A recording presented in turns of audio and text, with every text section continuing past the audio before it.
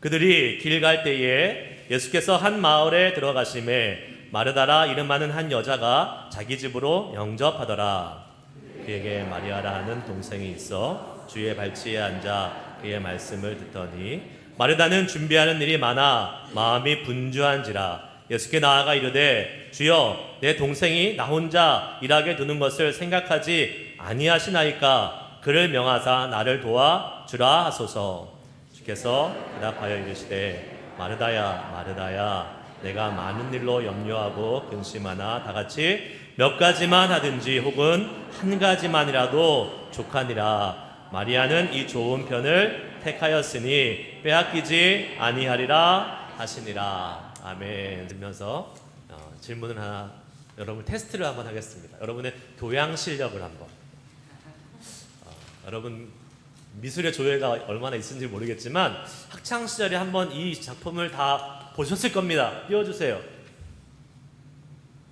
아시는 분? 모르세요? 아세요? 누구? 아시는 분 손 들어보세요.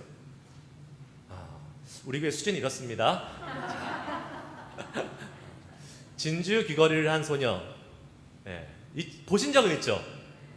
보신 적은 있어요. 베르메르라는 네덜란드 1600년대의 그 바로크 시대의 화가가 그린 그림입니다. 제가 이 정도까지는 바라지는 않고요. 진주 귀걸이를 한 소녀. 딱 그냥 보자마자 제목이 떠오르잖아요. 직관적으로. 그런데 이 베르메르라는 이 화가가 여자들을 많이 그렸어요. 여성들을. 대부분 여성들이 이 작품에 나오는데 그래서 이 베르메르라는 화가가 그린 작품 중에서 마르다와 마리아라는 작품도 있습니다. 한번 띄워주시겠어요? 잘 좀 안 보이더라고요. 잘 안 보이시죠? 워낙 밝아가지고 이제 앞에 뒤에는 잘 보여요. 뒤에 한번 봐보실래요? 뒤에는 잘 보여요.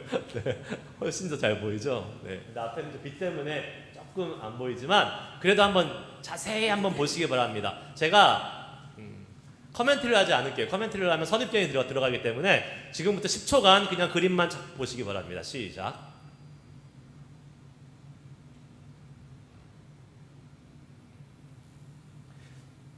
자, 누가 마르다고 누가 마리아입니까? 위에 있는 사람이 마르다, 밑에 있는 사람이 마리아. 맞습니다.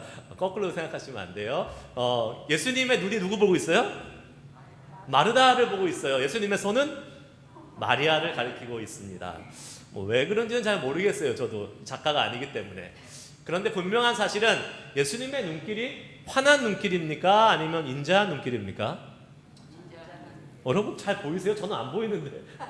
와, 눈이 좋으시네요. 인자한 눈빛으로 마르다를 보고 있어요. 교회에 여러분 교회에 사람들을 크게 두 부류로 나누자면 마르다 부류가 있고 마리아 부류가 있다라고 이야기들을 많이 합니다. 마르다는 몸으로 열심히 봉사하고 움직이는 행동파 교인이라고 한다면 마르다는 영적인 훈련을 사모하고 묵상과 기도에 전념하는 어떻게 보면 이렇게 조용한 그러한 사람이라고 볼 수 있겠습니다. 여러분 이 본문의 말씀을 많이 들으셨잖아요. 그동안. 사실은 근데 이 본문이 사복음서에 다 나오지 않고 오직 누가복음에만 나오는 좀 특별한 본문입니다. 그럼에도 불구하고 우리가 이 본문을 각인하고 있고 잘 기억하는 이유는 무엇입니까? 우리가 너무 많은 부분이 공감이 되기 때문에 그래요. 어떤 사람은 마르다과가 있고 마리아과가 있기 때문에. 그런데 여러분 이 말씀을 들을 때 여태까지 어떤 식으로 많이 들으셨어요? 마르다는 잘못했어. 마리아가 잘한 거야. 마르다는 잘못한 사람, 마리아는 잘한 사람, 이렇게 이분법적으로 자잘못을 구분해 놓고 말씀을 많이 들었던 것 같습니다. 그런데 사실은 조금 덜 깊이 있는 말씀 해석이에요. 그림에서 제가 내려달라고 할 때 내려달라고 했는데 그림에서 예수님이 마르다를 되게 어떻게 보면 인자한 눈빛으로 보고 계시잖아요. 책망한다기보다는 야 너희 그렇게 했어 잘못했어 고쳐야 돼 이렇게 보시는 것이 아니라 안타까운 눈빛으로 보시는 것처럼 이 지금 마리아와 마르다의 이 문제는 누가 잘했고 누가 잘못했다의 이분법적인 문제가 아니라 중요도의 차이입니다.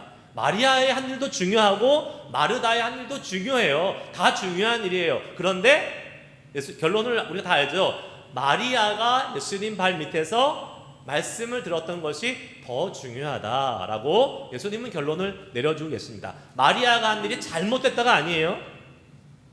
마르다가 하는 일도 교회에 필요하고 우리의 신앙생활에 얼마든지 반드시 필요한 부분입니다. 자, 다 중요한 일인데 특별히 더 중요한 것, 어떤 성경에는 가장 중요한 것이라고 표현되어 있더라고요. 어떤 영어 성경에는 그것을 선택하는 것이 우리에게 유익하다라는 거예요. 자, 오늘 본문 말씀의 배경을 한번 설명해 드리겠습니다. 예수님이 지금 제자들과 함께 베다니라는 마을로 들어가셨습니다. 그런데 그 베다니에 사는 한 여인, 마르다라는 여인이 쪼르륵 달려와서 예수님 오늘 우리 집에 머무세요. 그런데 여러분, 그 예수님을 초청하는 그 마리다의 초청은 사실은 엄청난 믿음의 표현입니다. 왜 그럴까요? 예수님 한 분만 오시는 거예요? 예수님과 최소한 12명의 건장한 남자들, 집이 컸나 보죠? 하여튼 12명의 남자들, 그리고 따라다니는 무리들도 좀 가까운 사람들 더 왔을 거 아니에요. 그래서 최소한 13명의 남자들을 대접해야 되는 상황이잖아요. 이거 보통 일 아니잖아요, 여러분. 집에 한 가족만 누가 와도 엄청 신경 쓰이고 부담되는데 지금 13명의 남자들이 들이닥치는 겁니다. 근데 들이닥치는 건 아니죠. 마리아가 초청을 했죠. 그러고 보면 마르다는 상당히 믿음이 좋은 사람이에요. 그렇죠. 13명이나 되는 이 사람들을 아무 부담 없이, 그리고 주저함 없이 우리 집에 오세요, 제가 대접하겠습니다, 이렇게 말할 수 있는 것은 이 마리아가 정말로 대단한 사람이었다는 것을 우리는 볼 수 있습니다. 믿음적으로도 사실은 대단한 사람이었을 거라고 생각이 돼요. 자, 그리고 이 마르다의 바램처럼 예수님과 제자들은 이 마리아의 집으로 드디어 오셨습니다. 얼마나 기뻤겠어요, 마르다가. 지금 맞이하기 싫은 손님을 억지로 치르는 게 아닙니다. 마르다가 원했던 예수님이 오신 거예요. 그러니까 얼마나 기쁘겠어요. 여러분, 원치 않는 손님 오면 사실 싫지만, 내가 정말 저 사람하고 같이 함께 밥 한 개 먹고 싶은데 우리 집에 한번 왔으면 좋겠다, 이러한 마음으로 손님을 맞으면 그 사람이 오면 어때요? 너무 기쁘잖아요. 근데 게다가 그 사람이 너무나도 모시기 힘든 사람이에요. 그러면 얼마나 좋겠어요. 그 예수님이 지금 오신 거잖아요. 마음이 흥분되고 설레고 너무 좋았을 것입니다. 그런데 오늘 말씀을 보면 이 마르다의 그 마음이 오래가지 못하는 것을 보게 됩니다. 염려와 근심으로 바뀌고 원망으로 바뀌는 것을 보게 돼요.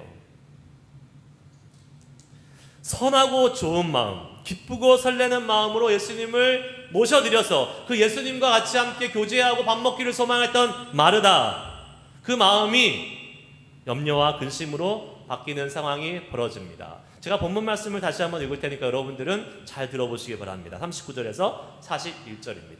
자, 내려주시면 됩니다. 그에게 마리아라는 동생이 있어 주의 발치에 앉아 그의 말씀을 듣더니 마르다는 준비하는 일이 많아 마음이 분주한지라 예수께 나아가 이르되 주여 내 동생이 나 혼자 일하게 두는 것을 생각하지 아니하시나이까 그를 명하사 나를 도와주라 하소서. 주께서 대답하여 이르시되 마르다야 마르다야 내가 많은 일로 염려하고 근심하나. 마르다의 열심 덕분에 마르다가 쪼르륵 달려나가가지고 예수님을 빨리 낚아채 온 거예요. 지금 이 마르다의 열심 덕분에 예수님을 VIP를 자기 집에 게스트로 모시게 되었고, 이제 남은 일은 뭐예요? 그 손님을 접대하는 일, 예수님을 공개하고 대접해야 되는 일이 남은 것입니다. 마르다가 얼마나 열심히 준비했겠어요. 예수님을 대접하고 싶어서 모셨으니까. 특히 음식 준비하는데 손이 많이 갔겠지요. 성경에는 뭐 특별히 그런 기록이 없겠지만 마르다가 분주하고 바빴다는데 뭐 손님 모시고 분주하고 바쁠 일이 뭐가 있겠어요. 음식 준비하느라고 바빴겠지요. 대접하고 싶으니까. 여러분, 성인 13명의 남자, 최소한입니다. 최소한 13명의 남자를 대접한다고 생각해 보십시오. 얼마나 손이 많이 필요하겠어요. 얼마나 바쁘겠어요.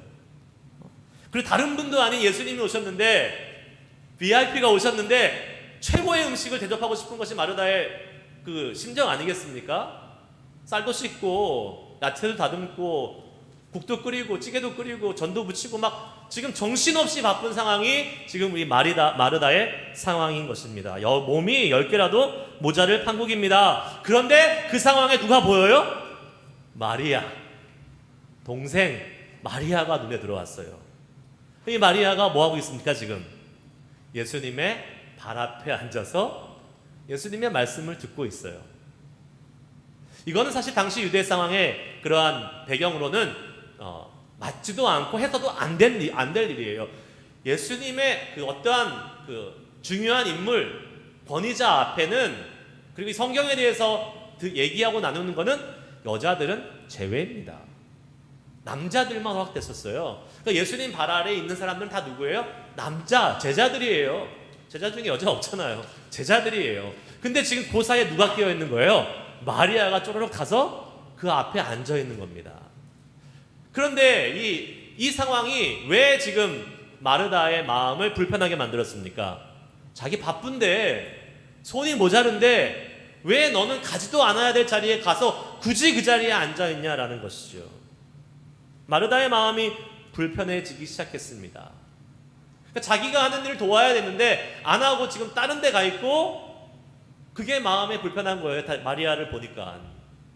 마태복음 20장에 여러분 포도원 품꾼에 대한 비유 여러분 아시죠? 우리 얼마 전 헌신 예배 때 박성호 목사님 오셔서 잘 설명해 주셨습니다.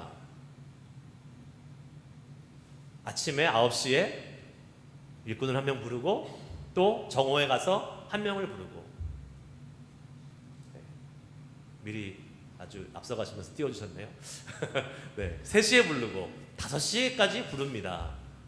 그러면서 이 각각의 시간에 부름을 받은 사람들이 나름대로 열심히 일했잖아요. 다 열심히 일했을 거예요. 먼저 온 사람은 먼저 온 사람대로 일했고, 나중에 온 사람은 또 미안하니까 더 열심히 일했겠죠. 그런데 어떤 일이 벌어집니까? 열심히 일할 때까지는 괜찮았어요. 그런데 보상을 줄 때 지금 제일 나중에 온 5시에 온 사람부터 주기 시작합니다. 근데 얼마를 줍니까? 약속한 대로 한 데나리온을 줍니다. 그런데 여러분 9시에 온 사람도 12시에 온 사람도 3시에 온 사람도 어떻게 약속했어요? 한 데나리온 주겠다고 약속했어요. 그런데 이 사람들이 다른 사람을 보니까, 늦게 온 사람을 보니까 한 데나리온 주는 걸 보고, 아, 나는 그래도 조금 더 받아야겠지, 아니 받아야 돼, 이렇게 생각한 거예요. 그런데 예수님이 똑같이 포도원 말씀하시기를 포도원 지기가 똑같이 한 데나리온을 주니까 마음이 어떻게 됩니까? 원망이 생기고 부글부글 끓고 마음이 없앴다는 거예요. 나는 열심히 했는데 저 열심히 하지 않은 저 5시에 온 사람, 3시에 온 사람도 똑같이 한 데나리온을 받아? 그건 안 되지. 나의 열심이 그 사람을 정죄하는 기준이 된 거예요.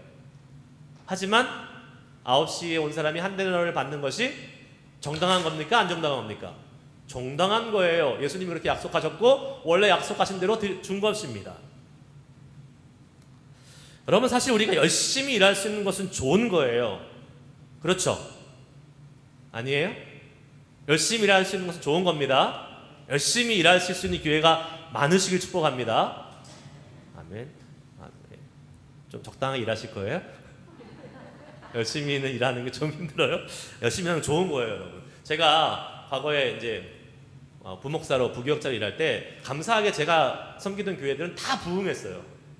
다 1년에 한 100명씩 늘었던 것 같아요, 거의. 그러니까 우리 교회 사이즈가 하나씩 더 생긴 거예요, 1년에. 그 교회에서. 그러니까 얼마나 일이 많겠어요. 부흥하는 교회의 단점은 목사들이 죽어난다는 거예요. 특히 부목사들이 죽어납니다. 그래서 일할 게 너무 많아요. 제가 예를 들면 매일은 아니더라도 제가 새벽 5시에 출근해서 11시, 10시에 들어오는 일이 다반사였습니다. 이건 뭐 한국에서 제가 직장 다니는 것도 아니고 미국 교회, 미국에 있는 한인교회인데 그렇게 일했던 것 같아요. 사역했던 것 같아요. 그런데 되게 좋았어요. 되게 기분도 좋았고 기뻤고요. 나중에 오히려 그 교회를 사임하고 그냥 잠시 사역을 쉬고 주일에 가서 11시에 예배만 딱 드리고 올 기간이 한 몇 개월 있었는데, 그렇게 하니까 오히려 더 마음이 불안하고 불편하더라고요. 일이 많고 적으면 문제가 아니에요. 문제는 그 많은 일이 있을 때에 주님을 보지 못하는 것이 문제인 것입니다. 일이 많아도요, 주님과 함께 일하고 기쁨이 넘쳐서 일하면 일 많은 게 더 복이에요. 더 좋아요, 여러분. 다시 한번 묻습니다. 여러분, 열심히 일하는 것이 좋은 겁니까? 안 좋은 겁니까?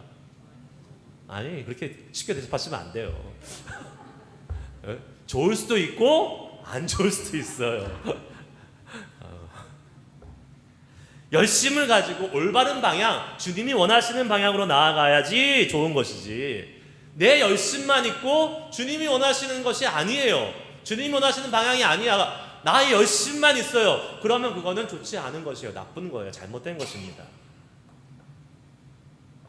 자신의 열심이 너무 과해서요, 어떤 경우는요, 내 열심이 너무 과해서 필요 이상의 일을 만들어내서 불필요한 에너지를 소모하게 만드는 경우도 있고요, 다른 사람과의 관계를 불편하게 만드는 경우도 있습니다. 찬양의 가사처럼 주님보다 앞서지 말아야 되는데 주님보다 내가 너무 열심히 해요. 주님의 열심은 나를 못 쫓아와요. 내가 갈 테니까 좀 기다리세요 하고 나 혼자 그냥 열심히 가는 사람들이 있습니다. 그렇게 되면 어떤 일이 벌어지는지 아세요? 반드시 이 사람은 지칩니다. 왜요? 주님의 힘으로 일하지 않고 내 힘으로 일하기 때문에, 내 열심으로 일하기 때문에 그 입에서는 번아웃이라는 말이 나와요. 나 번아웃 됐어. 그만할래. 그러면서 반드시 같이 따라오는 게 뭔지 아십니까? 다른 사람을 원망해요. 나 이렇게 힘든데 왜 나 안 도와줘? 이렇게 되는 거예요. 마르다가 꼭 그런 모습 아니겠습니까? 지금 열심히 음식을 준비했습니다. 그런데 마르다가 열심히 음식을 준비하기 전에 꼭 물어봐야 될 한 가지 중요한 질문이 있었습니다. 예수님은 과연 이 많은 음식을 드시고 싶으셨을까? 이거 물어봤어야 돼요. 생각해 봤어야 돼요. 예수님은 과연 내가 이렇게 많은 음식을 준비하고 동분서주하며 몸이 10개라도 모자랄 정도로 열심히 준비하는데 예수님은 이 음식을 다 드시고 싶어 하실까? 오늘 말씀에 의하면 예수님 시장하지 않으셨던 것 같아요. 야야, 그렇게 여러 가지 준비할 필요 없다. 한 가지만 준비해도 충분하다라고 말씀하잖아요. 그러면 마르다는 지금 뭐 한 거예요? 뭐 한 거죠 지금? 자기의 만족이에요. 자기의 생각이에요. 자기가 원하는 열심으로 예수님과 상관없이 그냥 열심히만 일한 거예요. 그리고 힘들어. 가끔 교회에 봉사하시는 분들 중에서 이런 말 하시는 분이 있습니다. 내가 다시는 이거 하나 보자. 이번이 마지막이야. 다시는 안 할 거야. 그 말은 뭡니까? 힘들어 죽겠어. 왜 나 안 도와줘? 왜 나 이렇게 힘들게 해? 그러면서 이런 마음으로, 이런 심지어 말을까지 하면서 봉사하시는 분들이 있어요. 그 순간 그 자리에서 그걸 하지 마시기 바랍니다. 아무에게도 유익이 없어요. 은혜도 안 되고 덕도 안 되고 그냥 일만 하는 거예요. 그 사람은 얼마나 불쌍한지 몰라요. 우리가 일하러 예수님 믿는 거 아니잖아요. 일하러 예수님 믿는 거 아니에요. 우리는 일을 해야죠. 봉사를 해야죠. 섬겨야죠. 사역을 해야죠. 하지만 그 안에서 기쁨을 누려야 되는 것입니다. 할렐루야. 할렐루야. 아멘. 일하면서 기쁨을 누려야 돼요. 우리 지난주에 우리 불고기 비빔밥 먹었잖아요. 말해야 돼요. 불고기 비빔밥 먹었다고 콕 집어서 얘기해야 돼요. 야채 비빔밥 아니라 불고기 비빔밥 먹었잖아요, 우리. 근데 우리 권사님들, 집사님들 토요일 나와서 준비하시는데 너무 재밌게 즐겁게 준비하시더라고요. 왜 그럴까요? 오래간만에 해서 오래간만에 해서 매주 하면 그렇게 즐겁게 못할 거예요. 근데 오래간만에 몇 달 만에 하니까 얼마나 즐거운지 몰라요. 그런데 그것만은 아니었던 것 같아요. 그 안에 정말로 같이 함께 교인들을 섬기고 교제하고 그러고 싶은 마음이 충만했기 때문에 기쁨이 있었던 거예요. 봉사는 그렇게 하는 것입니다. 입 대빨 나와가지고 그냥 그 사람이 있는 것 존재가 불편해. 근데 일은 열심히 해. 왜 하고 있는지 모르겠어요, 진짜. 일만 남는 그런 봉사하지 마시기 바랍니다. 본문 말씀의 41절에서 42절 보면 주님께서 대답하여 이르시되 마르다야 마르다야 내가 많은 일로 염려하고 근심하나 몇 가지만 하든지 혹은 한 가지만이라도 족하니라. 마리아는 이 좋은 편을 택하였으니 빼앗기지 아니하리라 하시니라 말씀하고 있습니다. 예수님이 마르다의 이름을 2번 부르세요. 마르다야 마르다야. 2번 불렀다는 것은 그만큼 애정이 있다는 거예요. 어떤 톤으로 부르셨을까? 아까 그림에서 봤듯이 애정 어린 톤으로 부르셨을 거예요. 야 마르다야 마르다야. 안타까운 마음으로 부르셨을 거예요. 내가 많은 일로 염려하고 근심하는데 몇 가지만 하든지 한 가지만 하면 좋겠다. 다른 말로 현대식으로 한번 해석해 볼까요? 마르다야, I'm not hungry. 마르타, I'm not hungry. Just cook one dish. That's enough for me. 왜 많은 음식 그렇게 하면서 힘들어해? 라고 지금 말하고 있는 거 아닐까요? 오늘 예수님께서 본문에서 원하시는 것은 이 지금 상황에서 원하시는 것은 마르다가 많은 음식을 준비하는 게 아니었어요. 예수님은 치장하시지 않으시니까 별로 배 안 고프시니까 그냥 간단한 음식하고 같이 그냥 예수님과 교제하기를 원하셨던 것 같습니다. 그 순간 오늘 본문 예수님이 베다니에 있는 마르다 집에 오셨을 때에 예수님이 원하시는 것은 음식 준비하는 것이 아니라 같이 함께 예수님과 교제하는 거였어요. 말씀 듣고 교제하고 이야기하는 것이었습니다. 여러분, 우리가 예수님을 정말 잘 사랑하고 섬기는 삶을 살고 싶지 않습니까? 그렇다면 예수님이 원하시는 것을 해야 되는 것입니다. 아멘. 내가 원하는 것을 하는 게 아니에요. 예수님이 원하시는 것을 하는 거예요. 그것이 가장 좋은 것입니다. 믿으십니까? 가장 좋은 것입니다. 그것이. 왜요? 내가 원하는 것을 하는 것이 그 열심으로 하다가 이 마르다처럼 될 수 있기 때문에 그래요. 나의 열심이 나를 망칠 수가 있어요. 때로는 주님이 원하시는 것을 할 때 어쩔 때는 그 주님이 원하시는 것이 당장은 나의 유익이 안 되는 것처럼 느껴질 때가 있어요. 여러분, 하지만 기억하시기 바랍니다. 주님이 원하시는 것, 나에게 원하시는 것, 나를 위한 생각, 주님의 뜻은 결국은 가장 나에게 좋은 것입니다. 유익한 것입니다. 믿으십니까? 예레미야 29장 11절 말씀을 한번 같이 읽어보겠습니다. 예레미야 29장 11절 시작. 여호와의 말씀이니라. 너희를 향한 나의 생각을 내가 아나니 평안이요 재앙이 아니니라. 너희에게 미래와 희망을 주는 것이니라. 아멘. 너희를 향한 나의 생각, 주님이 우리에게 원하시는 것, 주님이 우리에게 계획하신 것, 주님의 뜻은 너희들 골탕 먹이고 힘들게 하려는 거 아니야. 너희의 미래와 평안을 위한 것이다 라고, 희망을 위한 것이다 라고 주님이 지금 말씀하고 있는 것이에요. 우리가 때때로 주님이 원하는 것을 할 때에 당장 우리에게 아무런 이익이 되지 못하는 일도 분명히 있을 수 있습니다. 아니, 오히려 우리를 힘들게 하고 고통스럽게 하고 더 손해보는 일이 눈앞에 보일 수도 있습니다. 그러나 우리는 믿어야 됩니다. 뭘요? 우리 주님은 한치의 오차도 없으신 분이고 모든 것을 정확하게 계획하고 계신 분이기 때문에 우리가 주님의 말씀을 듣고 섬기고 그대로 순종해 나갈 때에 그 결과는 언제나 좋은 것이다. 할렐루야. 언제나 좋은 것이다. 우리가 주님의 말씀대로 잘 살면요, 복 받게 되어 있습니다. 이거는 부인할 수 없는 성경의 진리예요.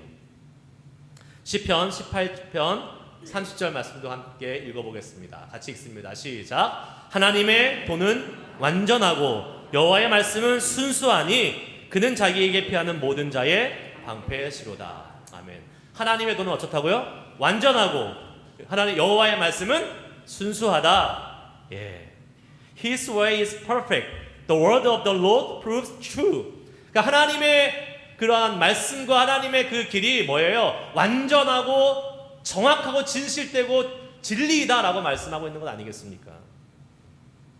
자, 오늘 본문 말씀 우리가 읽었던 말씀 잘못 이해하면요, 일하고 봉사하는 것은 말씀을 듣는 것보다 덜 중요하다. 이렇게 결론 낼 수 있는데 이거 잘못된 해석입니다. 그렇지 않습니다.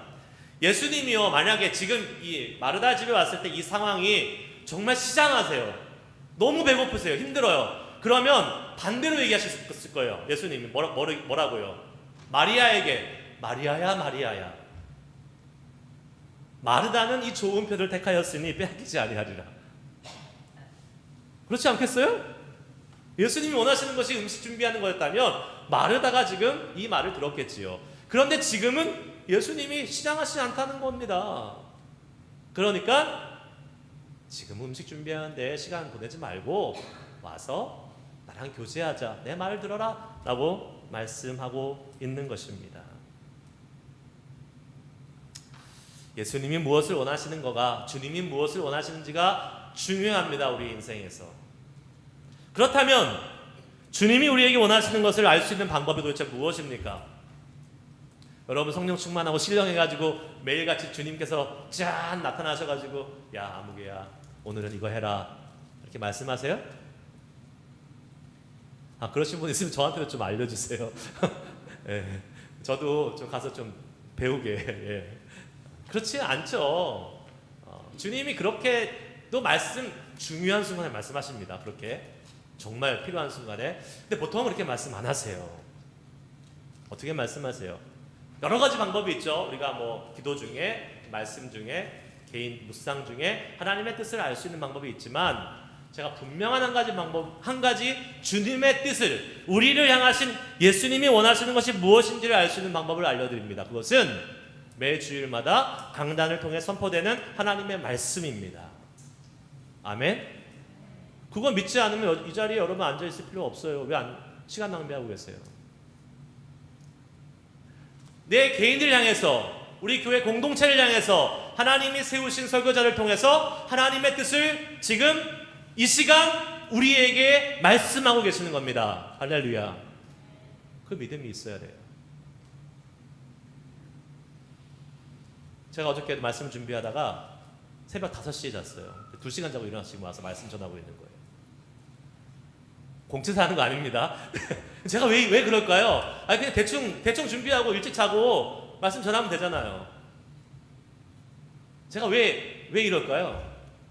하나님의 말씀이니까 어떻게 해서든지 더 소중하고 더 귀한 하나님의 말씀을 잘 연구하고 묵상해서 이거를 선포해야겠다 하는 그 거룩한 부담감이 있으니까 그러는 거 아니겠습니까? 제가 이 거룩한 부담감을 갖고 전하는 것만큼 여러분도 거룩한 부담감을 갖고 들으시기를 축복합니다. 불쌍하잖아요. 5시까지 잠도 못 자고 준비했는데 그냥 듣고 에이 좋았다 일주일 동안 아무 생각 없이 살면 저 좀 처량하지 않을까요? 여러분? 인간적으로 불쌍해서라도 좀 지키는 신용이라도 해야 되지 않을까요? 여러분? 오늘 이 시간 하나님께서 우리를 통해서 주시고 있는 말씀이 있을 줄 믿습니다. 아멘으로 받아들이면 돼요. 저는 오늘 이 시간 다시 한번 여러분들에게 간절히 우리 주님이 무엇을 원하시는지를 말씀드리고 싶습니다. 그것은 지금은 우리가 일할 때가 아니라는 거예요. 일할 때가. 여러분 매주 점심 드시고 싶죠? 근데 지금 우리가 매주 점심 먹을 때가 아니에요. 코비드도 있고 사실 일할 사람도 많지 않아요. 지금 일할 때가 아니에요. 지금은 우리가 뭐 할 때냐면 하나님의 말씀을 먹을 때예요.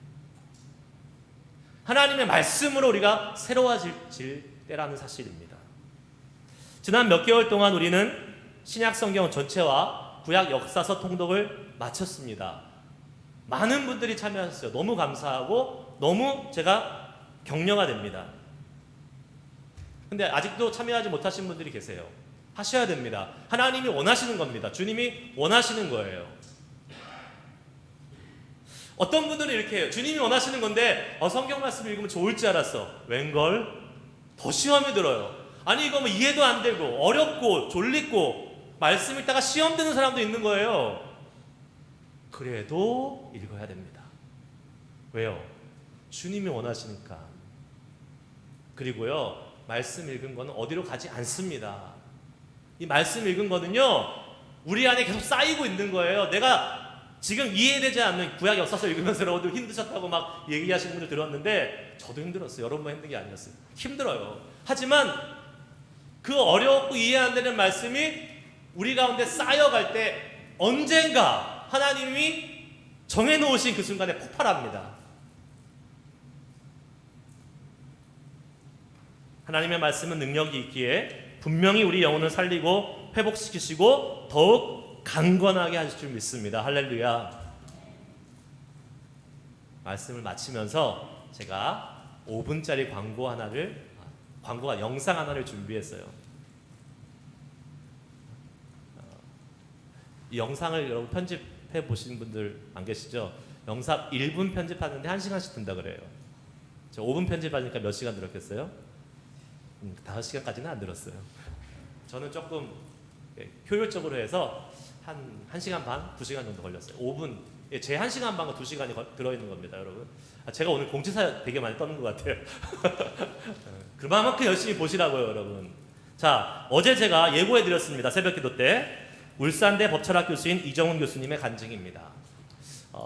이분을 뭐 마음에 안 들어 하시는 분도 있는 것 같아요. 근데 그런 거 다 빼고 무슨 정치적인 색깔 뭐 이런 것 배경 다 빼고 이분의 그냥 간증만 들으세요, 여러분. 이분이 어저께 말씀드린 대로 대학교 때 출가해서 승려가 되어서 군대를 군승으로 간 사람입니다. 군목이 아니라 군대 목사님이 아니라 군대 승려도 있어요. 군숙으로 간 사람이에요. 그리고 군대 전역하고 나서 종교자유연합, 종자연을 만들어서요. 종교자유연합 뭐겠어요? 종교의 자유를 주장하면서 기독교를 핍박하는 거예요. 기독교 너희들 전도하지 마. 우리에게 자유가 있어. 그러면서 이 사람이 법철학 교수라고 했잖아요. 법을 만드는데 어떤 법을 만드느냐? 모든 공적인 석상에서 예수 그리스도 전도 못해. 예수라는 이름 꺼내지 못해. 하나님 이름 못해. 얘기 못해. 그 법을 입법 딱 시켜놨어요. 그리고 거의 입법 직전까지 갔습니다. 그때 이 사람이 하나님을 만나요. 참 하나님 신기한 분이죠. 보시기 바랍니다. 5분 동안 여러분 한번 보셨으면 좋을 것 같아요. 얘를 어떻게 하면 더 효과적으로 공격할 수 있을까? 적을 공격하려면 적을 알아야죠. 크게 해주세요.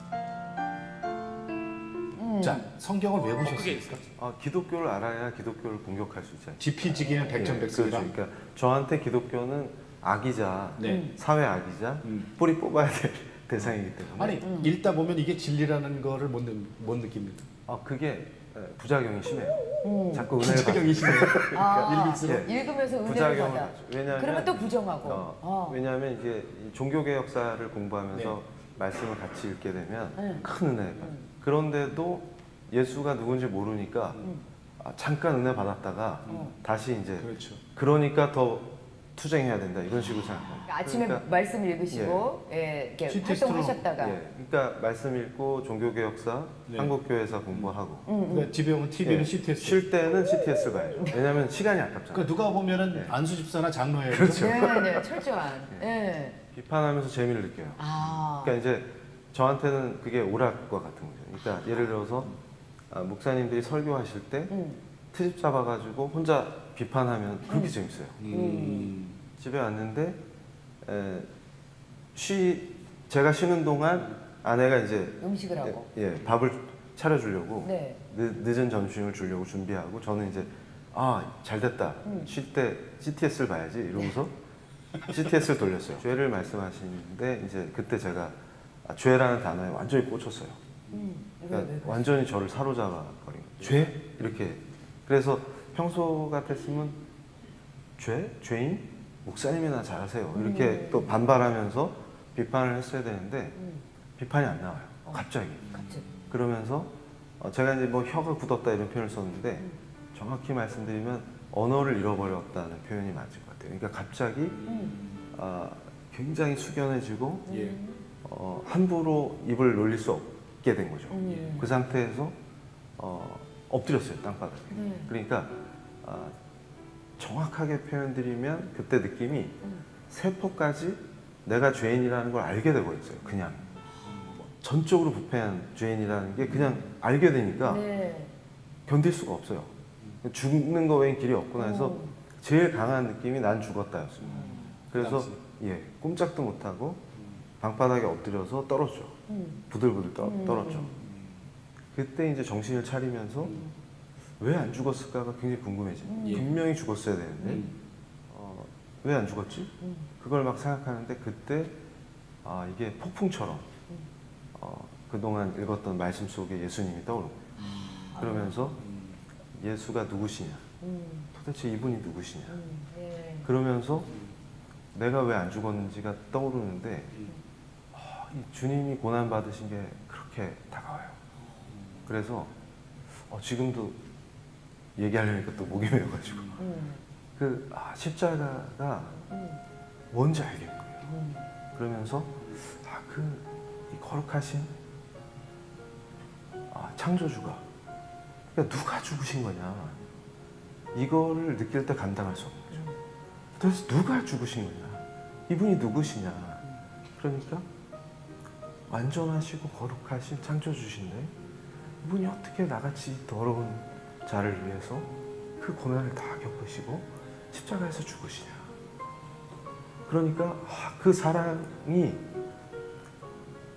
감당할 수가 없는 거예요. 그러니까 주님 어떻게 저처럼 더러운 죄인을 위해서 그 거룩하신 창조주가 죽으실 수가 있습니까? 당신은 누구십니까? 왜 저를 사랑하십니까? 이게 너무 북받치는 거죠. 그래서 이제 다시 말할 수 있게 되니까 나의 주 나의 하나님.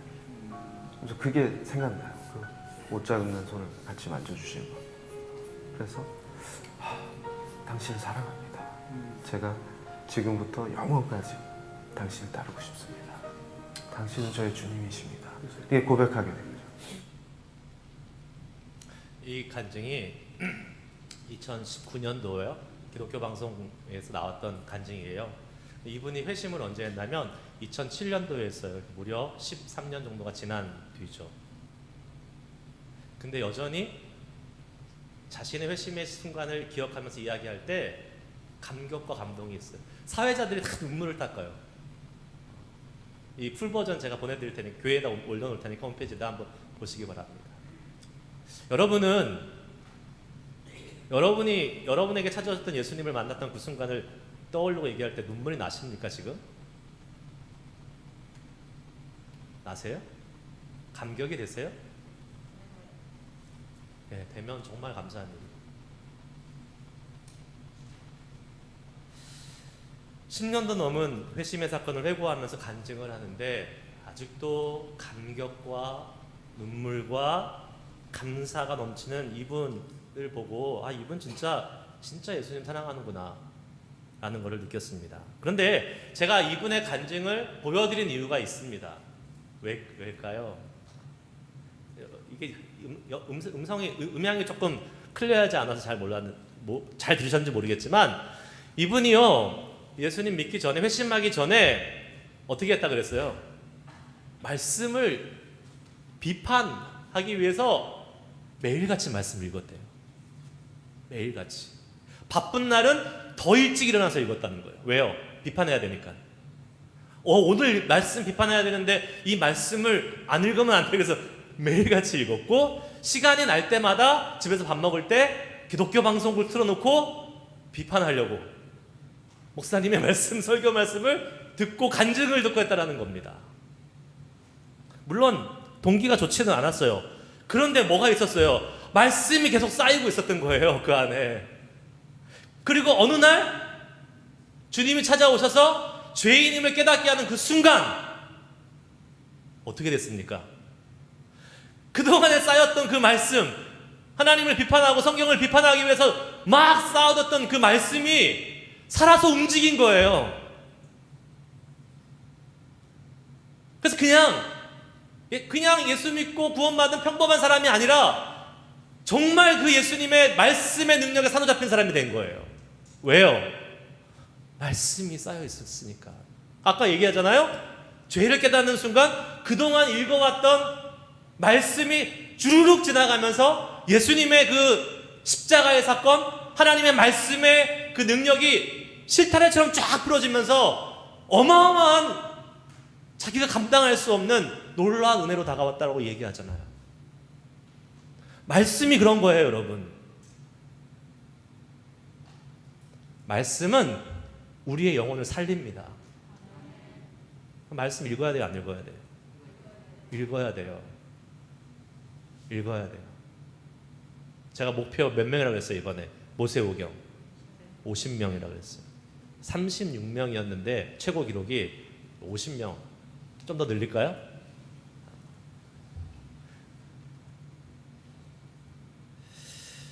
동기도 선하지 못했고 나쁜 의도로 말씀을 읽었습니다. 그럼에도 불구하고 그 말씀이 수십 년간 이 사람한테 쌓여 있었으니까 하나님을 영접하고 주님을 만나는 그 순간 그 말씀이 폭발한 거예요. 이분이 지금 어마어마하게 지금 강연을 다니고 기독교에 대해서 복음의 능력에 대해서 어마어마한 영향력을 끼치고 다니고 있습니다. 여러분, 만일 이분이 회심하기 이전에, 예수님 만나기 이전에 그냥 말씀 안 읽는, 그냥 말씀하고 동떨어진 사람이라고 생각해 보세요. 그러면 어땠을까요? 그냥 아무 평범한 그냥 그리스도인 중에 한 명이 됐을 겁니다. 근데 이 사람 어떤 사람이었어요? 말씀에 어마어마하게 투자했던 사람이에요. 이미 많은 말씀을 알고 있었기 때문에 이분이 구원받은 이후의 삶은 상상할 수 없을 만큼 위대하게 쓰임받고 있습니다. 이분 한번 유튜브 채널 한번 들어가서 봐보세요. 대단합니다.